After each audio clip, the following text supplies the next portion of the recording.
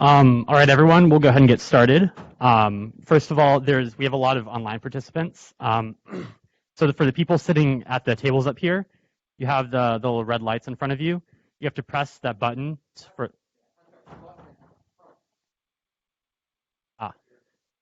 press the button in the front if you want to speak. For the people in the back, we'll probably run a mic to you if you want to speak, or we can repeat the questions for you. But we'll work that out as it goes. Okay, so this is we want to have this session on PhotoZ commissioning plans because we're starting to make plans for what we're going to do for PhotoZs during commissioning phase, because Rubin needs to provide PhotoZs for all the galaxies in the catalog. And so we're assembling a team that's going to start making plans for that. And we wanted to figure out kind of what needs to be done and get all the stakeholders together in the room to kind of start that discussion. So we have invited representatives from all of the extragalactic science collaborations that need PhotoZs to do their science. We've invited them to introduce themselves, if they have thought of any commissioning plans so far, to share those with us, either plans they have or demands, needs they need from the commissioning process to make sure that they have the PhotoZs they need to do their science. In addition to that, we've invited a few organizations such as Link, Linnea, and Rail, who are not science collaborations, but are groups that have resources they want to provide this process and help us with the PhotoZ commissioning. So we're going to go through all those intros first, and then the remaining time we will leave for questions and discussions, so that hopefully when we leave the session today, we at least have a kind of rough outline of what we need from commissioning, what we need to do for commissioning, so that when data starts coming off the telescope, we can start doing science with our PhotoZs. So we can go ahead and,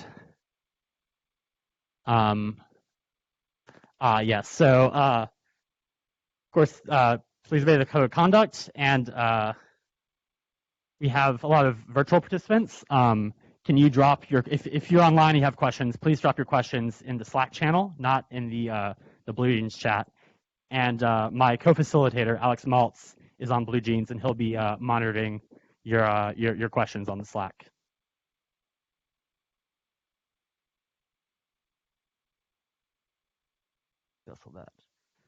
So first, I'll pass it off to Melissa Graham to discuss PhotoZ commissioning from the Rubin DM perspective.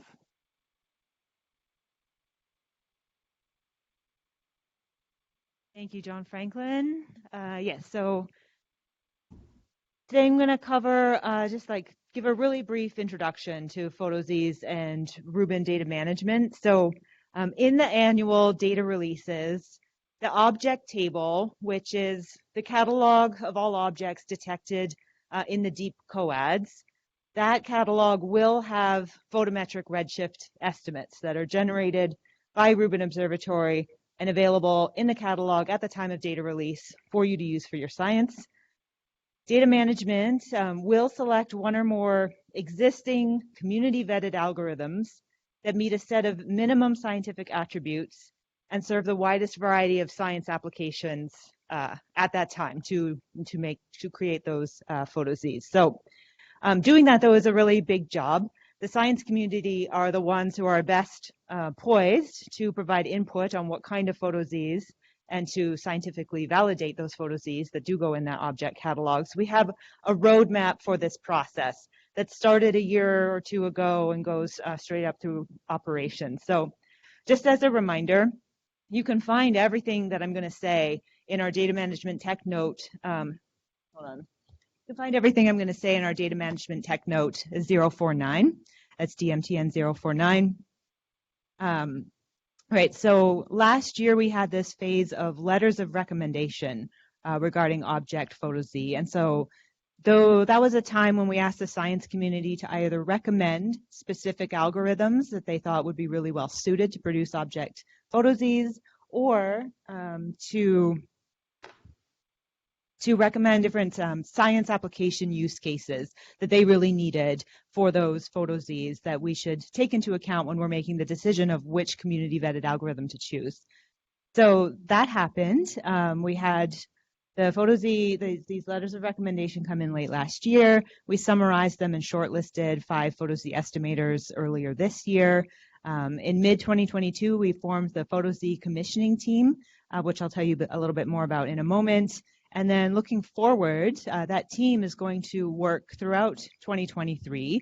And what they're going to be doing is basically preparing, like doing a couple of early installs of several of these shortlisted PhotoZ estimators into the Rubin Science platform and the LSST Science pipelines to start testing things and getting them implemented so that when Data Preview 1 is released by July 2024, we can start what we call the PhotoZ Validation Cooperative. So it's with that data set that released Data Preview 1 that you will all be able to test a wider variety of estimators, test the performance, test the results, mimic your science investigations, and so on. And then looking even further down the line, we have the survey start, we have data preview 2 coming out, and then we move on to data release 1 by January 2026. So those letters of recommendation invited the community to define their minimum scientific needs or advocate for one or more PhotoZ estimators. DMTN 049 is where we define those minimum scientific attributes along with all of the technical constraints that go along with the type of PhotoZ estimator that can be implemented into the Rubin Science platform and LSST Science pipelines. There were 20 submissions in total, and they're all available in the Rubin Community Forum.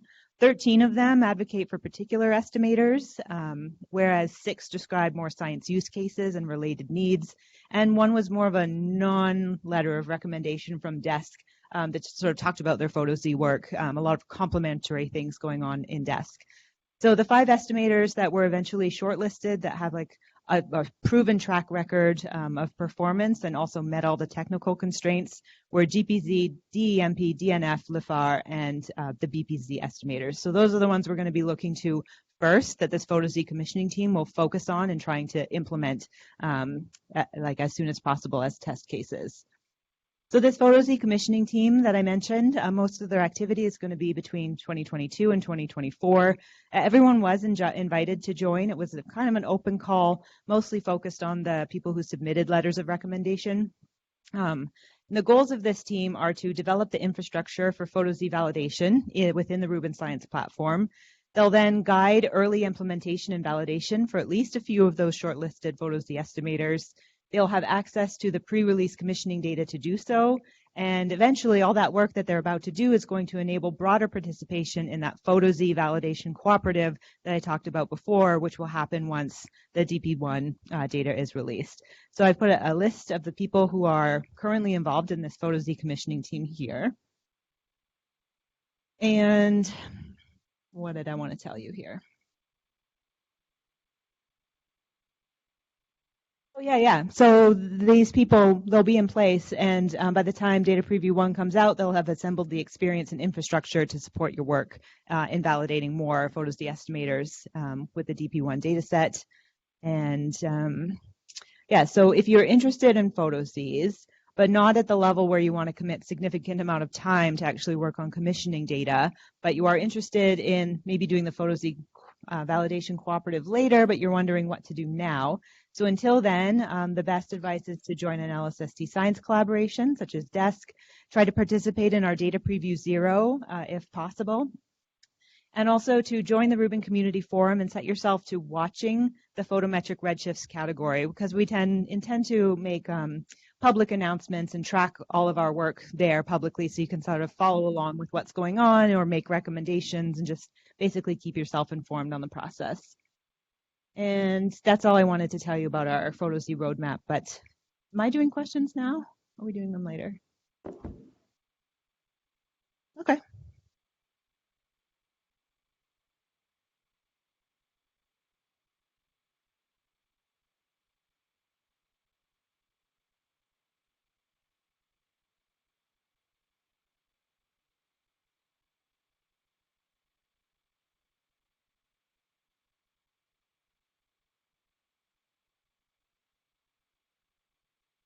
Okay, so I'll talk about this, basically picking up where Melissa left off and talking in a little bit more detail about the perspective from commissioning, science verification, validation.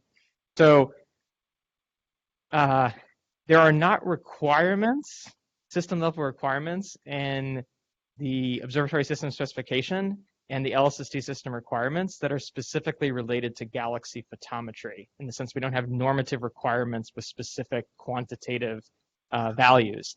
However, evaluating galaxy photometry is one of the most important components of commissioning science validation, right? It's basically providing the assurance that you can do general extragalactic astronomy with Rubin data. So PhotoZs are a huge part of this, right, in terms of validating galaxy colors and just the PhotoZs themselves.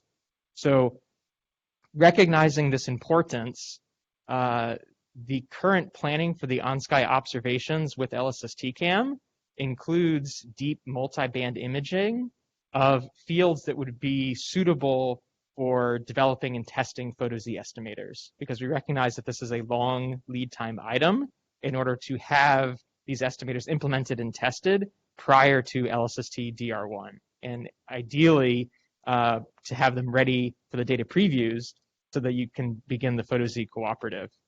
So we wanted to get this work started as soon as possible. So this is envisioned currently as one of the top priorities for the on-sky observations during commissioning after achieving system first light. So to remind people, system first light is defined as when we are achieving good image quality and throughput over the full focal plane. So once we get to that point, the current planning is that we will begin observations likely in a deep drilling field where we would get to something like 1,000 to 2,000 exposures across multiple bands, as many bands as we can cover.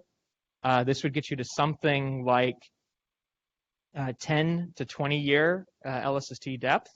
And it's likely that these observations would be, intermixed with some engineering activities that are related to system optimization. So there'll be likely some initial mix of science and engineering activities. But what we'd ideally like to do is, take some, most likely an LSST deep drilling field, and basically do a series of dithers reaching this kind of depth, such that you would ultimately cover a few tens of square degrees. Okay. Ideally, we would do something similar with ComCam, but it might be that schedule pressures make it such that that's a very tight time window. We won't get as much data, but this would be one of the top, I would say, yeah, perhaps the top priority that we would do with ComCam if we have any spare time to take on-sky science grade imaging.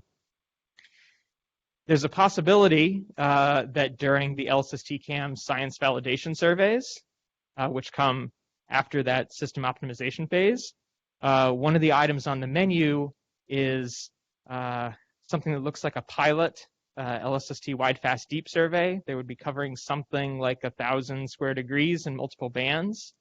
Another possibility would be trying to increase the LSST deep drilling field coverage, just to give a sense of the possibilities during that time period. And these would be included in data preview too. And so would also be available for PhotoZ testing, validation, and implementing the estimators. So a lot of this design was based on the community source suggestions. So I've put the links here where you can find more information from the science collaborations, basically providing input on what fields we should be observing and what types of observations we should do during commissioning. So with regards, so that's the part on the on-sky observing. With regards to how this is sort of organized and fits within the commissioning team, what we are imagining is that this PhotoZ commissioning team that Melissa just described is that they would become embedded within the wider Rubin Observatory commissioning science team, and that most likely this would occur through what we've been thinking of as a science unit, basically a working group that's devoted to galaxy photometry, including PhotoZ. And so what this would do is it would provide an opportunity for these individuals who have access to the pre-release data basically to get engaged with the broader commissioning effort to make sure that their efforts on the PhotoZ estimator side basically feed back into the broader commissioning science validation effort. So let me pause there and see if there's any questions.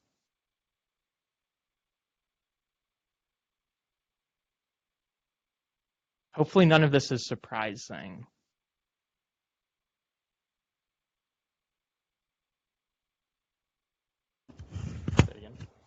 Sorry, when are you picking these deep fields? So because of uncertainty in the schedule, We are currently planning not to do the really detailed planning until something like 3 months in advance, when we have a better sense of when we're going to go on Sky, because we will need to pick fields that are suitable for that season.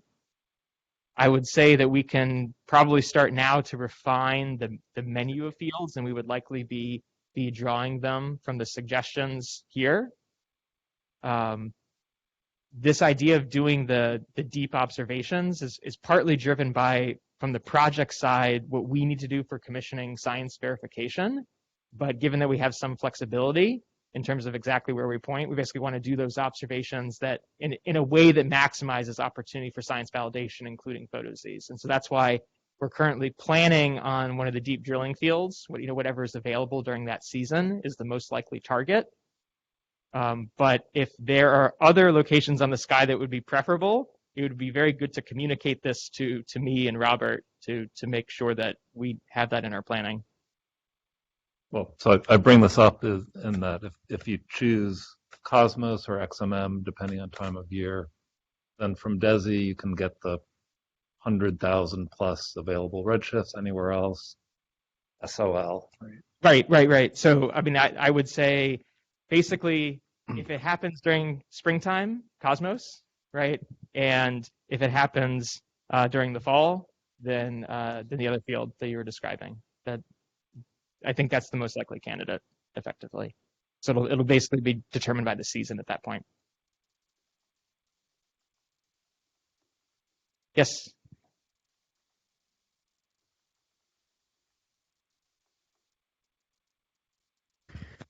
So if you do a smaller version of this using ComCam, what kind of area do you think you will cover? It's really driven by the schedule and how much time we have available, and I don't think we will really know realistically until we get closer to the time. The current thinking is what we would do is that we would basically, so ComCam is the 9 sensors in a 3x3 array, and then we could basically try to synthesize the LSST cam field of view and try to build up that sort of amount of area. To give a sense, if you can take something like 800 visits in a night, then LSST 10-year depth in one band, for example, in R and I, is about 200 visits. So you could get to, in one night, you could get to something like equivalent of LSST 10-year depth in a couple bands. In practice, right, because of air mass constraints and observability, that might happen over a couple nights. But basically, if we had something like a week or two of sustained observing with ComCam, we could cover an area of several square degrees to that depth in multiple filters. And so basically, I would strongly advocate for taking a little, at least a few nights to do that, because I think we will learn so much from even that modest amount of data. Yeah, my comment was that I think that would be very, very valuable to do a smaller version with ComCam. Thank you. Yeah, so at least some of this information is in the schematic that you may have seen in either the early science or the commissioning science verification validation session. So again, this is gives sort of a broad scope of what we've been thinking about.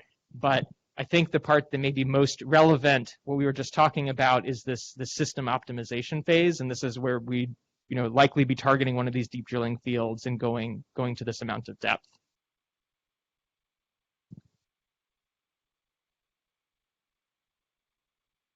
Other questions?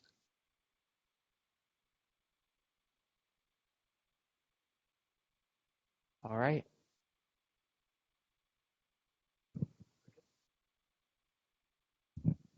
Thanks, Keith. So, it's not on my computer. It's over here.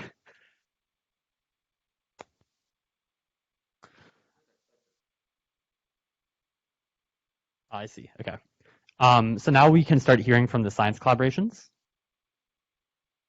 So we'll start with the Galaxy Science Collaboration. We'll hear from Sam Schmidt, who is online. Okay, so the Galaxy Science Collaboration encompasses a fairly wide range of science application, all the way from faint local galaxies all the way to the highest redshift galaxies that we can observe.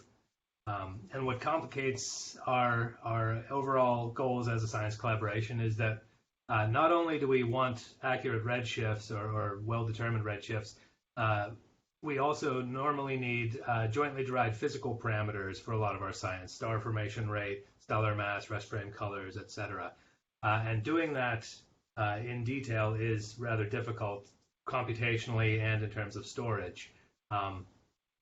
Also, given this range all the way from low redshift to the highest redshift possible, it's going to be very difficult to meet all of the needs of the science collaboration with a general purpose Rubin provided DM catalog. However, we do want to get as close as we can with those the catalog level PhotoZs as we can, and then work on adding supplemental information for galaxy-specific science. Within the Galaxy Science Collaboration, there are in-kind efforts, one shared and one specific to galaxies, for 2 of the 5 shortlisted estimators that Melissa mentioned, DEMP and GPZ, that are aimed at simultaneously deriving such physical parameters, either jointly with redshift in the estimators themselves, or fitting redshift and then as a post-processing step with Segal, fit physical parameters separately and test whether that results in cases that cover all of our science needs. There's a little bit more to this. We wrote up a letter of recommendation from the call for Melissa. You can look at the notes after the session and check the link here, or just search on community in the PhotoZ space. Go to the next page, please. Specifically for commissioning, we don't have many firm plans within the Galaxy's Science Collaboration, but I will say, as I mentioned, we have these 2 in-kind contributions for DMP and GPZ. I think the natural place for those to reside and make progress is in Rail, that you'll hear about later in the session, and the PZ Validation Cooperative. That is actually taking data, running these on either the DPs or the first data release, testing whether we can actually get to the physical parameter estimates and get to the needs of the science collaboration within the requirements that we have. The physical parameter estimates obviously benefit greatly from having extra bands. You get just better overall fits, especially by adding near-infrared data. So Keith mentioned deep fields. During the validation cooperative, having some way to access the near-infrared data from Cosmos CDFS or some other deep field with multi-wavelength data, and either true redshifts or true redshifts and estimates of physical parameters would be greatly beneficial in testing our results. For optimal results, we really want some way to do joint processing with at least the near-infrared data. This is, of course, well beyond the scope of the validation cooperative, but just thinking about it as a need that multiple science collaborations will probably have is something we can start thinking about. I mentioned we also have members in the collaboration who use Segal, which is an SED fitting library that fits physical parameters and SEDs. They may be able to add some expertise in the validation cooperative for SED type codes like BPZ and LaFar that were also on the short list. And again, longer term, information from Euclid or Roman would greatly improve the physical parameter estimates, and it's up to the Galaxy Science Collaboration to figure out how to work that into our processing.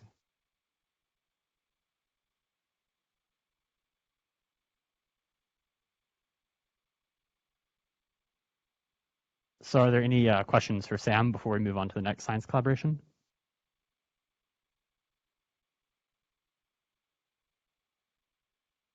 I think I have one, Sam. Do you know, would it be sufficient for Galaxy's needs to focus on just validating the PhotoZ posteriors by themselves during commissioning and wait till after commissioning is over to work on the joint posteriors, or is that something that Galaxy's is expecting validated from the start of the survey? My guess is that we would want them at start of the survey to really start doing science. So I think it's not the responsibility of the validation cooperative, but Galaxy Science Collaboration members to work on that. Though, again, the DEMP and GPZ have, if set up to do this, can predict physical parameters as well. And so as those are on the short list, those are probably the place to start in trying to do this. And getting Galaxy's people to work in the validation cooperative is the most natural way to make that happen.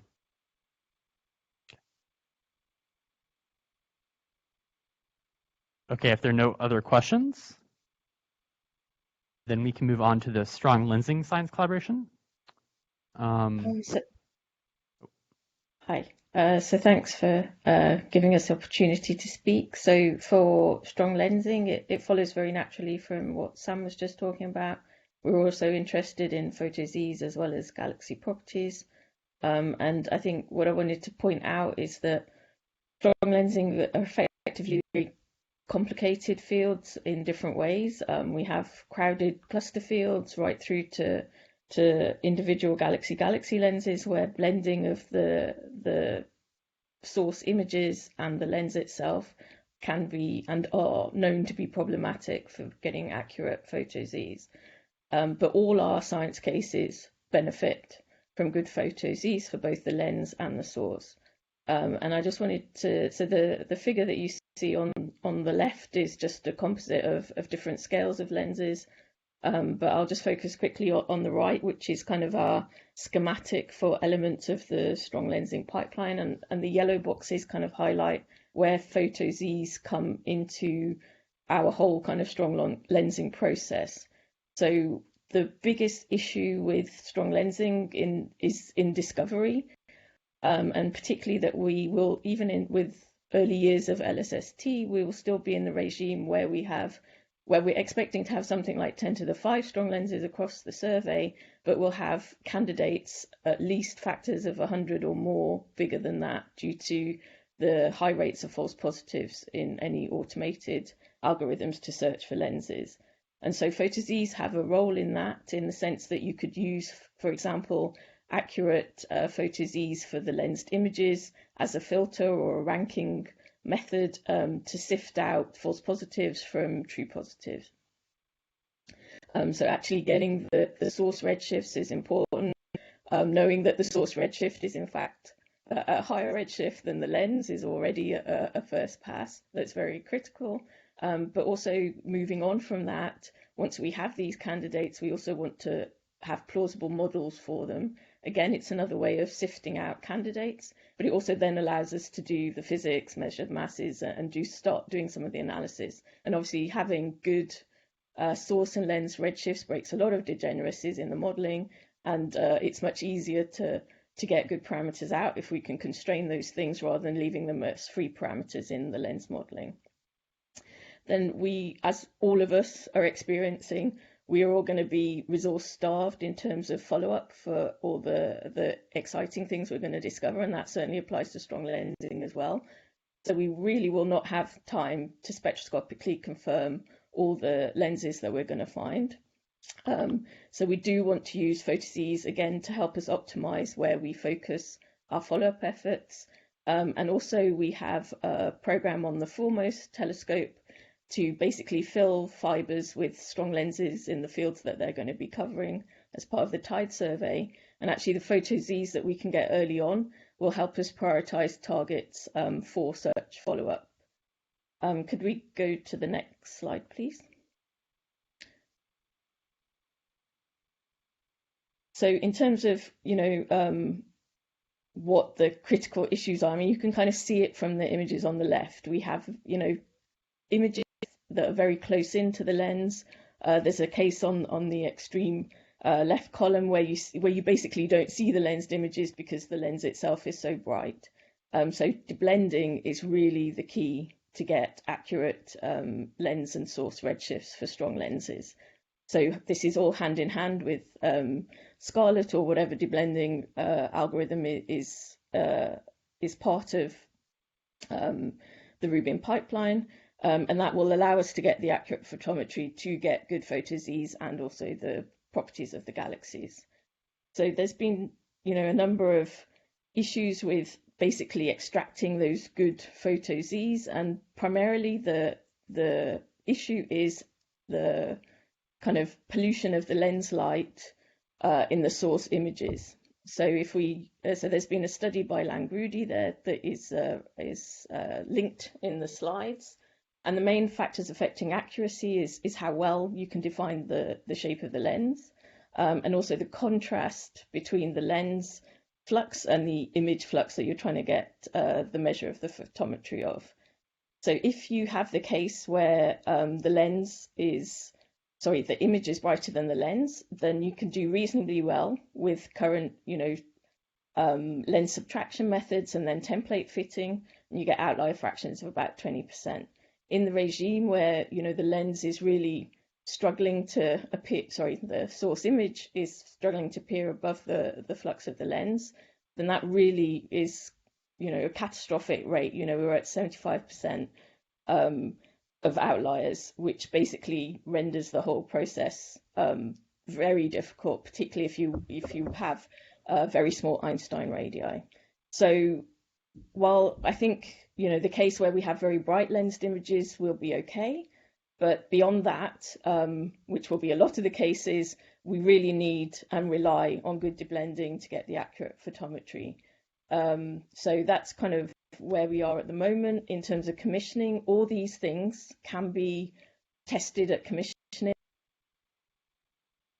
both in the initial type survey and the 5 to 10 known lenses, some of which will have spectroscopy in that initial survey, and then moving on to something like 500 plus in the wide, fast, deep verification survey. Will be there, and they will be things that we will be testing in commissioning and testing our own algorithms for how to extract good photometry versus the standard deblending. Also in terms of what we can expect to get out from these estimators, and we have been working with the GPZ team in looking at kind of how they can help with strong lensing photo Z estimates, particularly because you can also so Peter Hatfield did a lot of work on, and Zara Gomez on kind of doing hybrid template and GPZ fitting, which might work very well for strong lenses. So there is the strong lensing in the GPZ LOR, and that's where we're currently going to focus our efforts on trying to establish how well we can extract photo Zs to apply to the whole of the strong lensing pipeline in commissioning as we go forward into the main survey. Thank you. Thanks. Because we're running behind schedule, we're going to save the questions for the Q&A at the end. But if you have any questions you want to ask now, please drop them in the chat so we can remember to come back to them. Hello, my name is Markus. Yes, you can apply.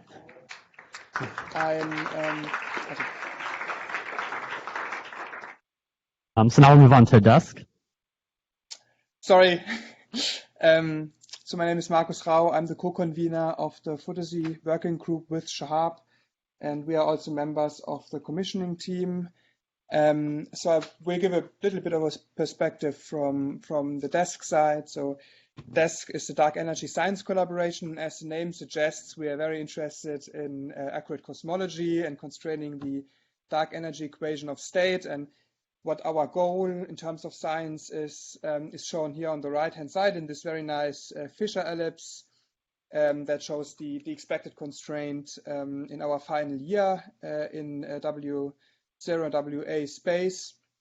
The basic problem that we are facing with LSST being a very deep and very large photometric survey and optical filters is, of course, that that there's a strong dependency on photometric redshift, on the photometric redshift error, in particular on the reconstruction of the line of sight distribution of galaxies. And biases in these quantities can propagate into systematics in contours like shown here on the right-hand side, which will hamper our ability to perform accurate inference. So we are also a very vibrant and inclusive scientific community, and everybody is very welcome to join us. And every help we get is very, very welcome. Another aspect that's very important for us is that we need to perform inference on the full sample of LSST galaxies, being cosmology. So the big data challenges are very important for us, and we develop our pipelines really with that in mind.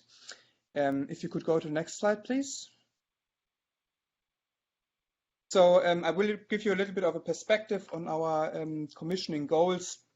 So first of all, we develop a pipeline within Desk that is really geared towards producing both redshift distributions for individual galaxies and redshift distributions of samples of galaxies to high accuracy. And we are planning to run this pipeline, which is called RAIL, and I think you will hear about it later in this discussion, on the commissioning data on a short time scale. So we really have the plan to run this pipeline on the commissioning data, and we need to work towards facilitating this run through in terms of homogenizing the catalog structure and the data processing.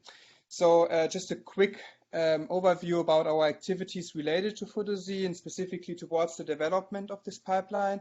So the PhotoZ working group is developing and validating RAIL in conjunction with other working groups, because our goal is really to validate the accuracy of our redshift estimates and the reconstruction of sample redshift distributions to very high accuracy, and that goes beyond comparisons with spectroscopic or reference data. We really have joint efforts to propagate and quantify our redshift performance all the way through the full analysis pipeline, together with other working groups. This is a huge effort that is supported by 3 pipeline scientists and 6 in-kind contributors, and a very vibrant and highly active PhotoZ working group. And it's really the goal to guarantee science readiness to LSST precision and ensure the scalability of RAIL to our big data cosmology that we plan to do. So everybody is very welcome to join us, and hopefully we can also help out a little bit the Rubin plans in order to provide this infrastructure to the commissioning plans. Thanks, Marcus. Next, we'll move to Ashley Villar for TVS. Hi, everyone. So I'm here to chat about the needs of the transients and variables stars scientific collaboration, with a caveat that I'm sure there's other other members of our collaboration in the audience who should feel more than welcome to chime in via Slack or in person. Like many of the other communities, we are clearly a broad set of interests that includes anything that evolves on a fairly rapid time scale for intrinsic or extrinsic reasons. Obviously, for this, I'll just focus on some extragalactic science needs. To the best of my knowledge, there is not exactly a quantitative need that's to come out of commissioning states that is independent of the needs of DESC, where we clearly largely overlap in our interest in supernovae, where DESC cares about type 1As, and I would argue we care about everything else. That's an oversimplification. So, of course, these transients extragalactic occur by and large in a host galaxy other than the Milky Way.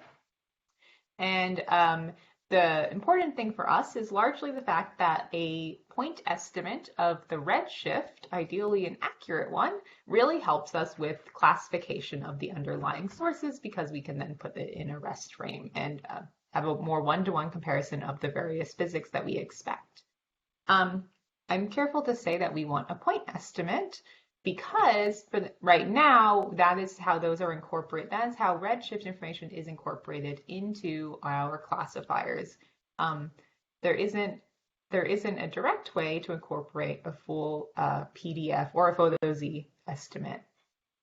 I also want to point out that similar to other groups, specifically the Galaxy Scientific Collaboration, we also have an interest in understanding some physical properties of these galaxies, because they have correlations with the likely physics of the transients themselves. So as one example, core-collapsed supernovae from evolved stars likely should have some active ongoing star formation that would have led to these massive stars dying. And so in some sense, this is easy in many ways for us to identify, in that our own community can make some blue filter cuts on the host. However, I also want to acknowledge that there's clearly dust formation that can happen. And so we also understand these degeneracies, and if we could ideally detangle them, that would be great. And then there's much weaker correlations that are also just harder to pull out for our own community. So things like TDEs, tidal disruption events, seem to prefer something called E+A galaxies, which are post-starburst. And that's not something that as a community we quite can directly identify using only these sparse SEDs. And so I also want to echo that having a PhotoZ code which can detangle some of these physical measurements of the host would be helpful for us. And then finally, I want to state the fact that it's currently honestly unclear what precision we actually need on redshifts to really maximize the accuracy of classification that we need for various transients. However, there's definitely a growing consensus that we really care about understanding the most interesting science that's happening in real time, which we've been labeling as anomaly detection. In this case, it's important to minimize as much as possible catastrophic failure modes of PhotoZ codes because this greatly impacts our search for anomalies in the sense of a type 1a in a host whose redshift is too nearby can look like an extremely exotic transient. Yeah, great, thanks. Thanks, Ashley. Next, we'll go to the AGN Science Collaboration. Thank you. Yeah, so Roberto Sef, heading the subgroup of photometric redshifts within the AGN Science Collaboration.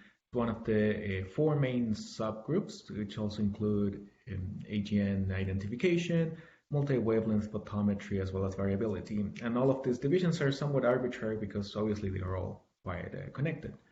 LSST will be fantastic for AGN. We expect that overall we detect over 10 million quasars and over 100 million AGN, although only able to identify a fraction of those, so tens of millions of AGN.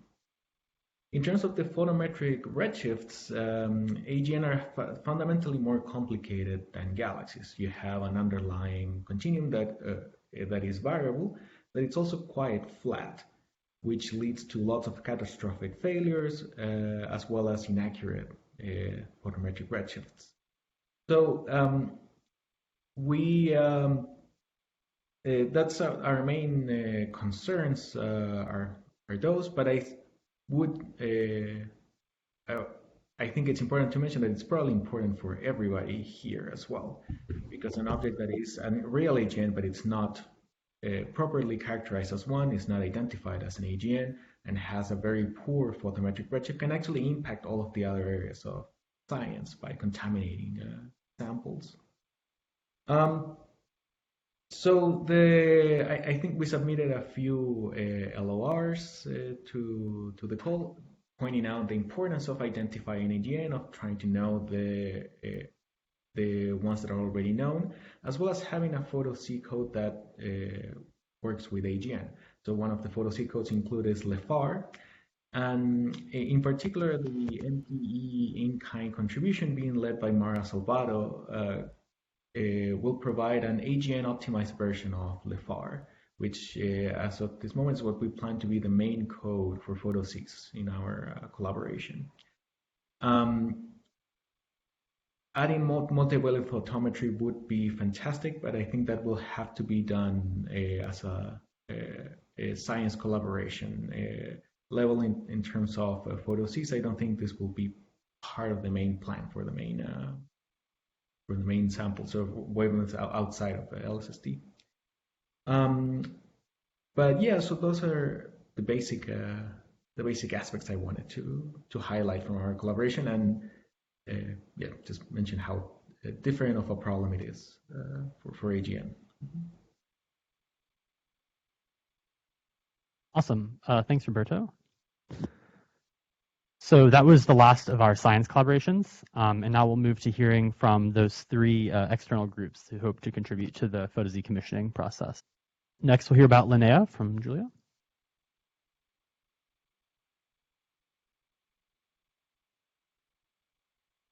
Hi everyone, I am Julia. I am the program manager of the Brazilian In-Kind Contribution Program. And our program, which is carried out by Linea, includes a light version of an independent data access center and a list of software development efforts that will generate complementary LSST data products. So this is the key people involved.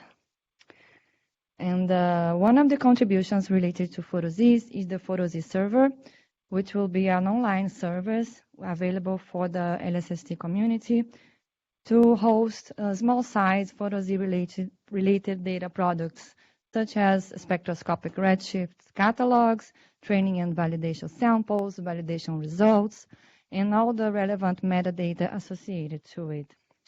So we plan to start a test phase very soon to get feedback of users as soon as this preliminary beta version is finished. So the PhotoZees server will also have an API aspect as in form of a Python package. So people will be able to access these data products from for instance, the notebook aspects of the Rubin Science platform or anywhere. And in the commissioning phase, the PhotoZees server will be used to distribute a compilation of public spectroscopic redshifts available, training and validation samples to be used in the PhotoZees Validation Cooperative, and also to collect results from the participants. And during the operations, this also can be used as a platform for users to share data and results among the collaboration and to have easy access to the relevant metadata. Another contribution related to PhotoZees is the training set maker. This software will allow users to create their own customized training and validation samples from the combination of spectroscopic catalogs in the PhotoZees server with the LSST objects catalog by doing asynchronous cross-matching using the Brazilian IDEC facility remotely. So they will retrieve only the resulting catalog. The third contribution consists in providing alternative PhotoZees tables for the whole LSST objects catalog for every data release during operations. Which PhotoZees algorithm and the output formats are yet to be defined by the data management. The data will flow from the main data access center to the Brazilian IDEC, where it will be processed to compute the PhotoZees, and then the results will be uploaded back and ingested as a federated data set. So during the commissioning, we plan to deliver PhotoZees tables for the data preview catalogs as an exercise for the fine-tuning of all steps involved of data transfer and processing. And the last contribution is just work time dedicated to help on the commissioning activities. Initially, we plan to contribute specifically on the PhotoZees Validation Cooperative, but I am open to contributing to any task related to commissioning PhotoZees. And that's all. Thank you.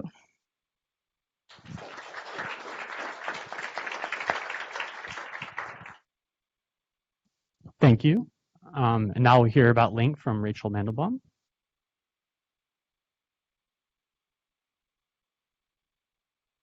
Hi, everyone. I'm Rachel Mandelbaum, and I'm speaking on behalf of the Link Frameworks team. I'm the Link Frameworks PI at Carnegie Mellon. Andy Connolly, right over there, is the PI at University of Washington, and our Director of Software Engineering, Jeremy Kubica, is back there, I think. Yeah, he just waited.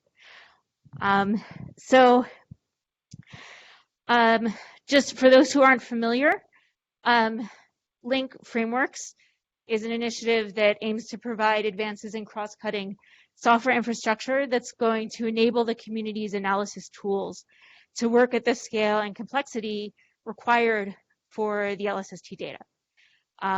You can check out a recent white paper that's recently been put on archive that came from a workshop we ran back in March, and we've been working with workshop participants since then to pull that together, and it essentially outlines some areas where additional software development would be very impactful in enabling a wide range of early LSST science.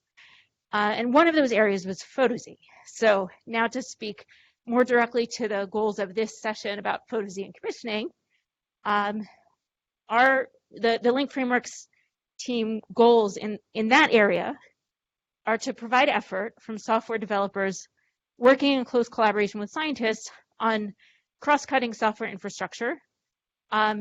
So the science collaborations necessarily must prioritize PhotoZ related infrastructure that enables them to achieve their own goals.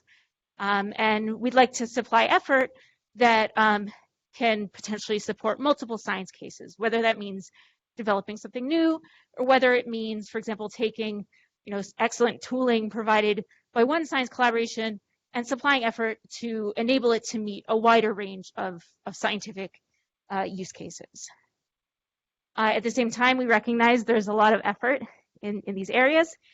So another of our goals is to help make the best use of the resources available to the community by coordinating our efforts with those in all of the various extragalactic science collaborations that you heard from earlier, especially with the desk rail team, which you just heard from, and they've done a lot of really excellent work that's going to be very, very useful for PhotoZ and commissioning. And also coordinating with Rubin Data Management and with in-kind teams like the Linnea team that you also just heard from. We've heard about a lot of different types of activities that might be involved, whether it's work on the data representation, the PhotoZ PDF representation, work on optimizing PhotoZ codes to work at scale, and that could include both the 1D codes or the 2D codes that jointly infer redshift and some physical parameters of the galaxies, where both the representation and getting them working at scale will be an issue. You've heard about work on extragalactic mock catalogs to test these codes, curation of spectroscopic samples, and so on. So it's a really wide variety of types of effort, needing a lot of different types of expertise. We do not yet have a fully defined work plan for Link Frameworks in this area, because we just had our first software developers come on board and they're just starting out their starter projects.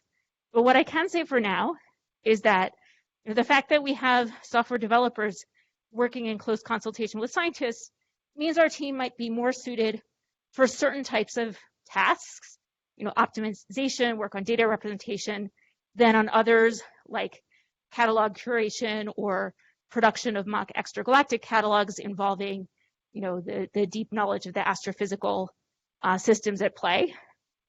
And in the coming months, we look forward to coordinating with these various groups and identifying ways we can provide effort to advance the goals of the commissioning PhotoZ efforts.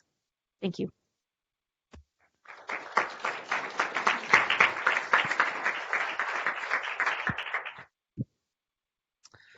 Thank you, Rachel.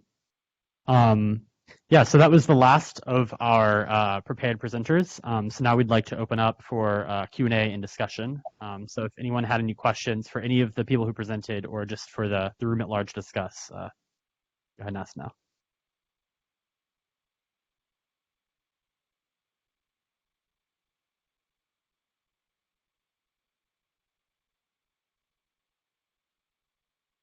There's a button on the front. Thanks. So I have two questions regarding the collaboration with other surveys, essentially. First question regarding Euclid, because if I'm not mistaken, for many science cases, using not only LSST but also Euclid photometry is necessary if we want to meet the requirements. So at what stage and how this collaboration is going to be ensured, whether it is done on the stage of producing PhotoZ for data releases, or it is delegated to science collaborations. And second question is regarding the spectral Z dataset used for verification and training, especially considering the high Z regime. Essentially, what dataset is going to be used as a baseline? Obviously, that separate teams can add some catalogs, but what is our baseline? What are the data that we take for default? Thanks.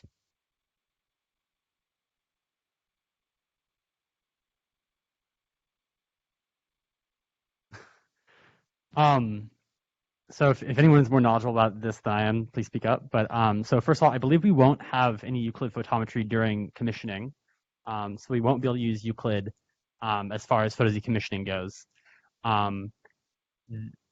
So the inclusion of Euclid photometry for science cases is further down the line.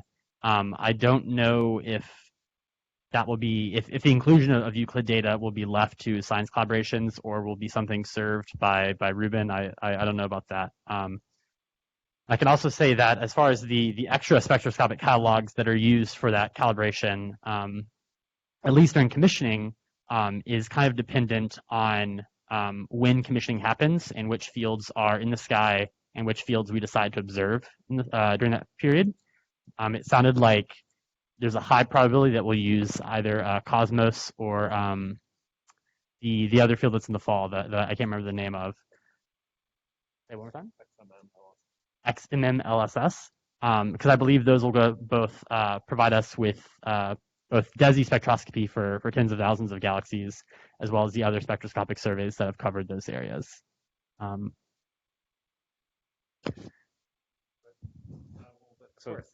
So for, I mean, DESI is kind of the elephant in the room in that it could do way more than kind of everything else in the world combined.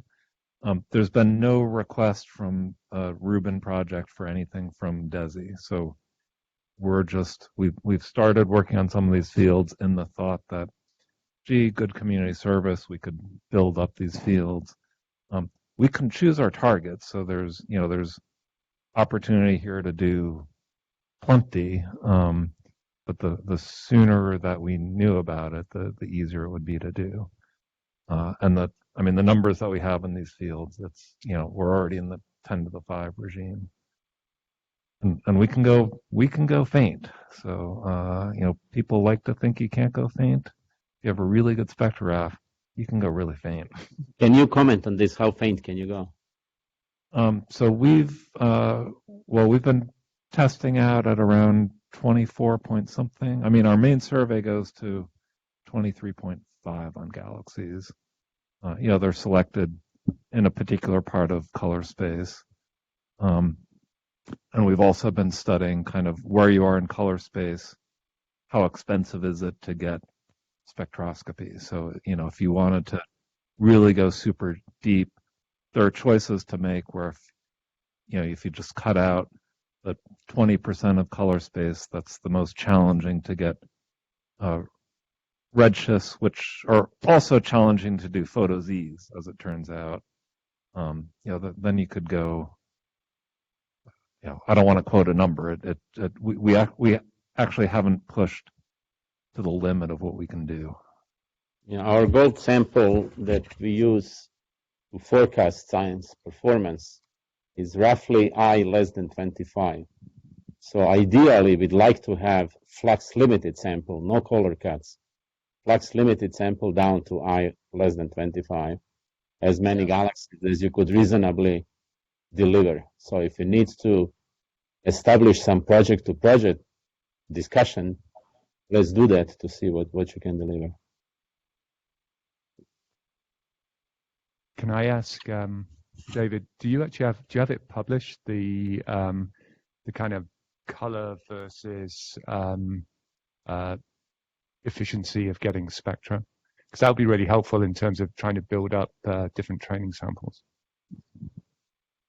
Yeah, so this is all new work. It's mostly Noah Weaver, Dick, who's doing that work. It's going to be shown tomorrow at there's the Rubin DESI session.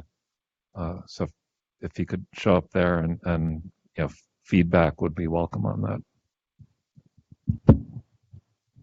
Andy won't be there because that's during the link session, but hopefully we can get that information afterwards. Did you want to say something, Melissa? Yeah, it took me a minute to remember, but the first part of that question was about Rubin and Euclid, and there's a whole Rubin Euclid derived data products report. Did someone mention that already in this room? No, yeah, Rubin Euclid derived data products report. I posted it in the Slack, and it includes photometric redshifts. So there's teams of people looking at Rubin Euclid synergies and what kind of data products could be made and made available to the science community, and PhotoZees is one of them. So I missed who asked that question, but that might be a useful resource for you.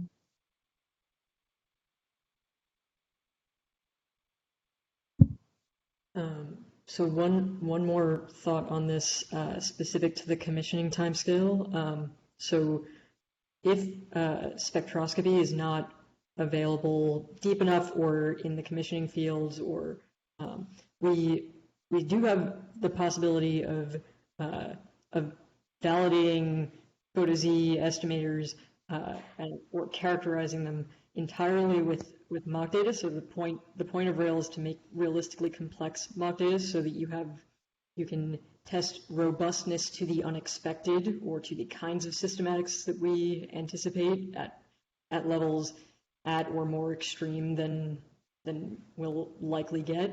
And so that's a good thing we can do to prepare in the next 2 years, even if the spectra won't be available until later on. Would you like to say something, Melissa?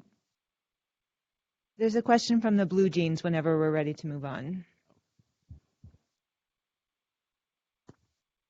I think we are ready, if you want to read it out. I'll just invite Charles to unmute and ask his question. Thank you. I am so impressed hearing this past hour or so, all the work that's going on and the thought in here. I really, really appreciate it. It seems to me, and this is not a well-formed question, I think, but it's just sort of more open for discussion for people, those of you who have been thinking much more and doing much more about this than I have recently, that several of the groups are thinking more deeply, not just about photometric redshifts, but actually wanting full-fledged spectral energy distribution fitting. I mean, Ashley was talking about E+A galaxies, for example, right? And I know that several of you in the room are in that pan-SED group that's been meeting sort of informally over this past year regarding how we actually fit stuff and get real physical parameters. I don't think there's a deliverable for the Rubin LSST to get true spectral energy distribution fitting and parameters and success and so forth, but is that where we're headed? At least some of the science collaborations are really wanting to do full-fledged SED fitting rather than just producing a PhotoZ? And if so, is that something that is fruitful? I mean, could be really valuable?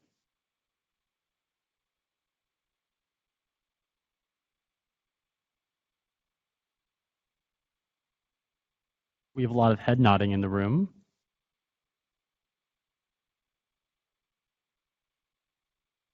So I guess I just want to know what people are thinking along these lines or planning to do along these lines, if there is such a sort of move where the PhotoZ working group or some sort of consensus, PhotoZ consensus, actually sliding toward a SED fitting consensus as well. And of course, that's even more complicated in some ways than just trying to pick one PhotoZ scheme.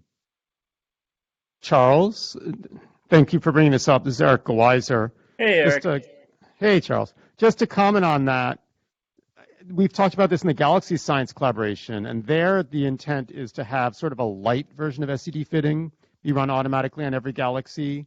We'd really like to get out a stellar mass in addition to a photometric redshift. And as you know, as an SED fitting expert, you can start to talk about the next parameter and the next parameter. And yes, indeed, it can get too complicated fast. But at least maybe one or two parameters like that, maybe stellar mass and a reddening, or stellar mass and I would never really use the term, but something like a stellar age could make sense to us. So I think that's under discussion. It's probably different for every science collaboration. And there's some question about, you can't take it too far and ask it to be in the main pipeline. Fair enough. There are only, what, like 200 floats or something that can fit in that slot? I will say that I know that Andrew Heron in the DESK collaboration has been talking recently a lot about he has re-implemented FSPS, like one of the stellar population census models for Galaxy SEDs, in the differentiable JAX language. And he has started to say that he thinks it's within reach to be able to run these codes on tens of millions, if not more, galaxies. So there definitely are people within DESK that are looking in that direction and are working on the code and infrastructure to make that a reality for LSST. Thing also, if we're efficient with using the community resources, the in-kind contributions, the public codes, we can hit all the base goals, and then people can spend more of their science time on developing like scalable SED fitting methods and things like that. So so at least on the commissioning timescale, if we're good at planning now, then those things might be within reach by the end of commissioning. Yeah, that would be super cool, Alex. Okay, thanks, Alex, for mentioning that. Eric, again, I just want to make a further comment for those who are not SED fitting experts or who know just enough to think that what I'm talking about sounds really like a bad idea. With just UGRIZY photometry, you can really only do decent SED fitting at low redshift where U-band traces the rest ultraviolet, or higher redshifts where you're getting a few ultraviolet bands, but you start to lose the rest from optical. You have to be very cautious with this. You can think of it as something with big error bars, but you're getting some information and probably looking at an ensemble of galaxies rather than thinking of it as truth for an individual galaxy. So it's really in the LSST deep drilling fields where we have deep near infrared data, or in places on the sky where we get good overlap with Euclid and eventually Roman, that you could think about trying to do more object by object science out of SED fitting results. And I don't know that we need to take more of the PhotoZ session to talk about this, but just to set the stage. Right, and that even brings up another, if it's okay to bring up another topic, the tension between the low redshift photo Z priorities and the high redshift photo Z priorities, right? If we have people who are looking, for example, the strong lensing or finding something and trying to figure out whether this object at redshift 1,000 actually is redshift 1,000, it's going to prioritize very differently from someone who wants to know whether this thing is redshift of 0.5 star forming or redshift of 0.3 passive, right? Something like that.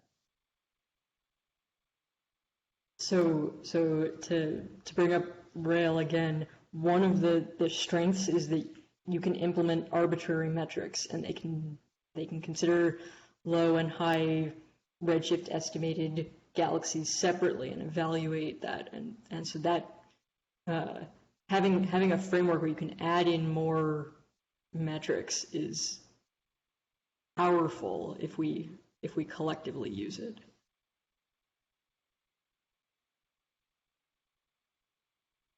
Cool. One question I have. Oh, sorry. Go ahead. I just wanted to thank everybody. You guys are very kind to indulge these questions. Thanks. One question I had in the spirit of Rail for collaborative use and investment from the whole community is trying to understand exactly how Rail and the Linnea PhotoZ server will interact, complement each other, et cetera, and hopefully trying to reduce duplicated effort. If either Julia or Alex are able to kind of speak to how it seems these two things are going to mesh together.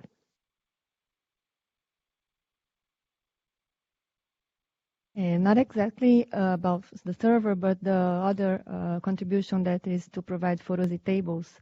In this one, it really can be useful to reuse Rail to compute that PhotoZs, but it depends a lot of which PhotoZs we are having to run, and if we will have the time necessary to implement that inside Rail to just reuse it.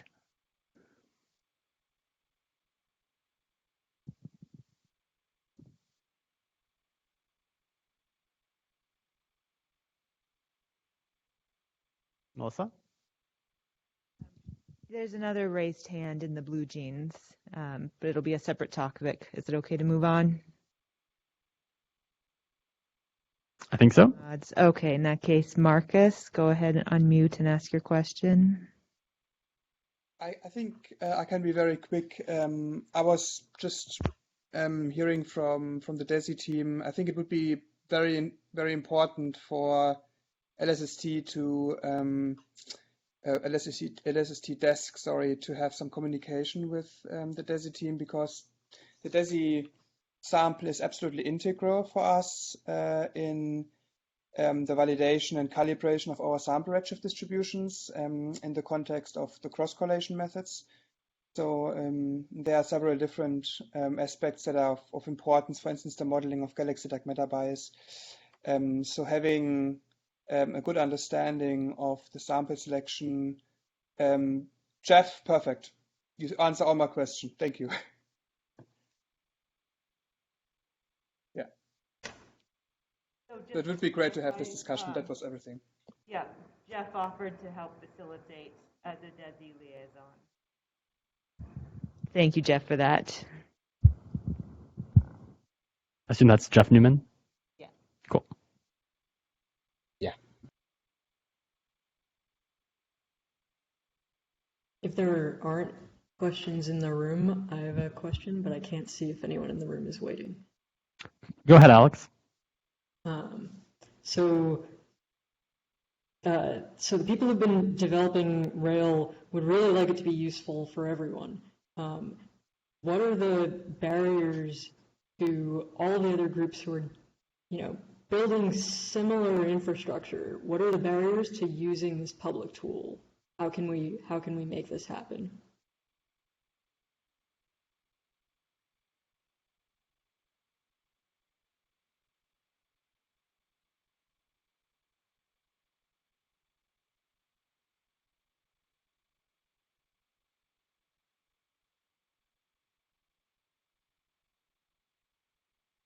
Are there any science collaborations that would think they would like to get PhotoZs from exterior to Rail? If that would like to speak up. Or does everyone feel like we could all get on the Rail, start using Rail for PhotoZs for the whole group?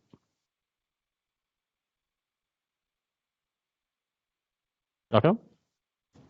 I have a question for Alex about Rail. I don't know anything about Rail, but now I have links, so I look it up. But while you are online, I'm thinking that this framework could be used for purposes beyond PhotoZ. For example, in the context of stars, and we'll also have billions of stars in addition to billions of galaxies, there is something equivalent to PhotoZ, where we can use colors to estimate distance to stars. So algorithm itself is slightly different, but if you think of it as a black box, it's exactly the same thing. You feed it photometry and perhaps some other metadata, and it spits some distance estimate on the other side. So the question for Alex is, can you see Rail being useful for things that are not PhotoZ, but conform to that model where I have photometry, I have black box algorithm, and I spit something out? Yeah, so Rail isn't like one algorithm for estimating PhotoZs. It's just the framework for testing estimators of anything by many metrics. So the same kind of framework you could use for anything. We're putting together something for deblending that's kind of a similar idea. Metrics are more complicated, but this is. Yeah, that's kind of the general approach. So yes, that could also be done. In fact, I think you could just. It's only okay. Thanks. I'll look it up. Things, not like the code. Like you could put in this estimator, and then instead of feeding it galaxy photometry, feed it stellar photometry. And thanks, Alex. Yeah, and I think if there are people who are interested in implementing those within Rail, if they wanted to come to us, we'd be very happy to work with them to help them start getting those algorithms and metrics, et cetera, implemented in Rail so that they can run the similar kinds of tests during commissioning that we're going to run with the PhotoZs.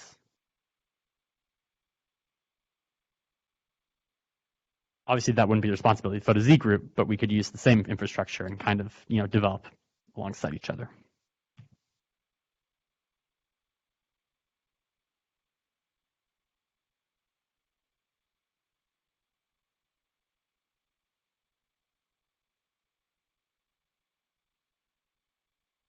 We have another question from the room. I'm still not clear how many exactly estimators there will be going into Rail. So galaxies, we've discussed DEMP, and is there another estimator from Brazil, or is that just a hosting location?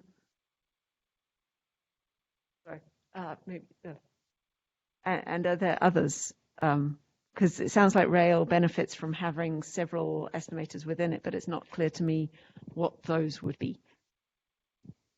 No, actually in Brazil, we are using LEFAR just as a use case to run the scalability tests and to test the infrastructure. We have to wait until the end of the validation cooperative to know which PhotoZ will be the official one and which would be the other one that we are going to run. And if we are lucky enough in this one is already part of Rail, we are very happy to run Rail. And if not, we also can try to implement that at time. And I can also say that currently in Rail, we have a number of different estimators implemented. There's BPZ and FlexiBoost. There's one based on normalizing flows, et cetera. And there's also several different estimators that are used for N of Z distributions that are useful for cosmology. And we're hoping that more people that have specific PhotoZ estimators that they need for their science will come implement it in Rail with our help. We can't, the Rail development team can't commit to implementing all of the PhotoZ estimators that exist, but we're really hoping that people that say, like, I need this PhotoZ estimator for what I want to do, can come to Rail and the team can help them get it implemented in Rail. And that would be really beneficial because then you can start running your estimator in the same pipelines, run the same tests, and it also will allow everyone else to benefit from that implementation as well. Yeah, and to clarify, you don't have to like rewrite the entire code. It's that it's wrapping. It's a system for wrapping an existing code. It's more complicated if it's not in the same language as Rail, but like the idea is that it's straightforward to do, and so that's why we really want lots of buy-in to do it.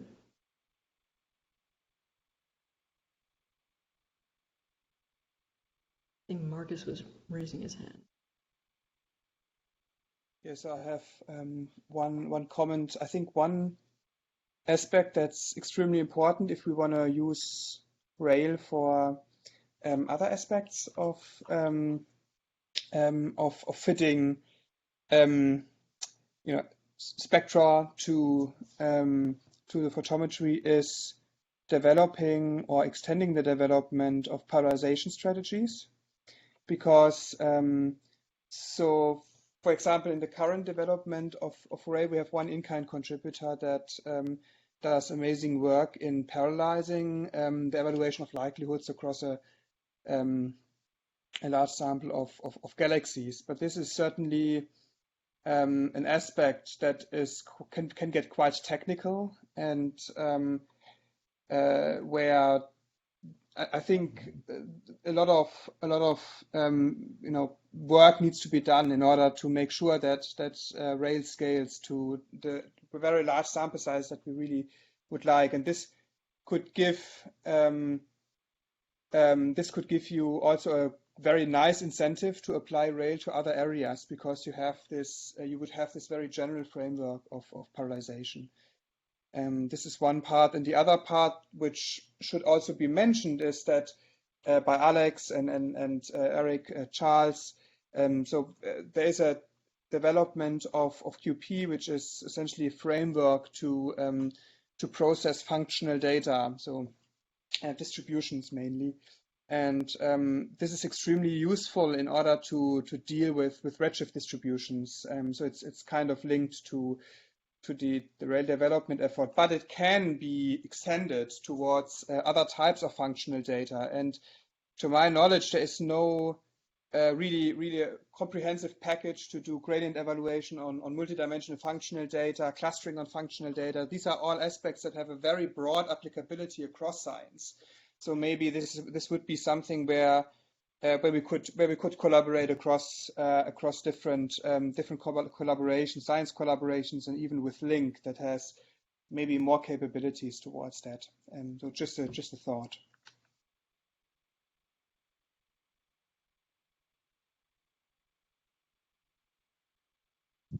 There's one more raised hand. in the blue jeans. If Marcus, that wasn't a question so much as a comment.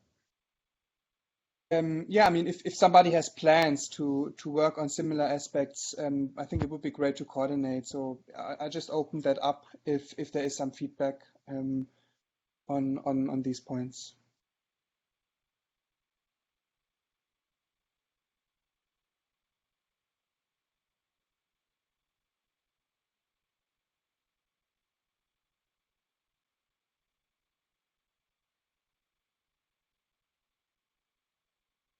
It sounds like maybe no. Let's go to Roberto. Feel free to unmute. Your hand is raised. Yeah. Yeah, I just wanted to ask a little bit more about Rail. I'm nowhere. I should know a lot more about it than I do. So I wanted to ask some kind of basic questions. But thinking about sort of Rail for AGN, are there any considerations specifically for variable sources that need to be taken into account? And in terms of considering things that are not specific galaxies, right? But are quasar dominated, for example, or AGN dominated. That's something that's easy as well for Rail to manage. Does it only depend on the input codes, or? So currently the assumption is that it's using like object catalog kind of data. So just there's photometry from whatever annual release, and but you can attach indicators of this is a variable source, and so you can have metrics that are only evaluated for variable sources, and you can attach other kinds of flags for them, and so metrics evaluated on subsets seems like something that would be really important for any of the time domain populations. So you could get a measure of if there's a certain estimator that performs well on AGN or other kinds of time varying sources, and then compare them, and propagate that kind of, like, whatever error you get on PhotoZs with each estimator, you can forecast which one will be best for your science. Mm-hmm. Okay. And in terms of the mocks that are produced, are they all based on DP0 or? Okay, so the way Rail works for making mock data is you make a continuous model from whatever input you want, and you can then add complications to it. So the initial tests are with DC2, which is what DP0 is based on, and there are ways to make it look like other existing survey data. You can start it from something else, but the idea is it's like extrapolative and interpolative. So it gives you a realistically complex universe that is consistent with whatever the input was, but has additional kinds of systematics. And so the idea is that we do robustness testing, even if we can't make an arbitrarily realistic mock catalog, because then we would already have the results of LSST. We wouldn't need to do the survey. So it's always good to keep that in perspective, and especially during commissioning when ancillary spectroscopic data will not be, there won't be as much available at the beginning as there will be at the end.